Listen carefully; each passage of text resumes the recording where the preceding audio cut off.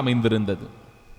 ஆனால் இயேசு குதிரையின் மீது செல்லாமல் கழுதையின் மீது ஏறி பயணம் செய்கிறார்.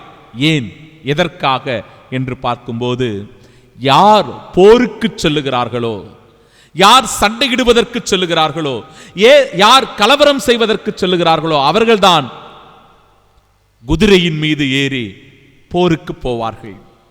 ஆனால் ஆண்டவர் இங்கு போருக்கு போகவில்லை, யாரையும் சண்டையிடுவதற்கு செல்லவில்லை, எந்த இடத்திலும் கலகம் ஏற்படுத்துவதற்கு போகவில்லை, கலவரங்கள் செய்ய போகவில்லை. மாறாக அவர் அமைதியை விரும்பி அமைதியை ஏற்படுத்த கழுதையின் மீது, அமைதியின் அடையாளமான கழுதையின் மீது ஆண்டவர் இயேசு பயணம் செய்கிறார்.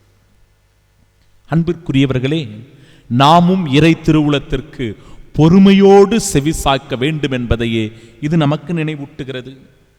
இறை ஆட்சியை ஏற்படுத்த, விண்ணரசை கட்டி எழுப்ப, இறை திருவுளத்தை நிறைவேற்ற நாமும் இந்த இயேசுவுக்கு தேவை. இது ஆண்டவருக்கு தேவை. இந்த கழுதை ஆண்டவருக்கு தேவை. ஆம், ஆண்டவர் இயேசுவும் இறைவனுடைய திருவுளத்தை நிறைவேற்ற அங்கு கழுதை என்கிற மனநிலையில் பயன்பட்டார்.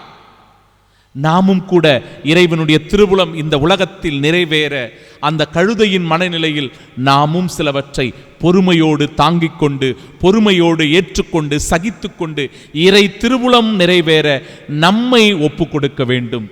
நாமும் இயேசுவுக்கு தேவை.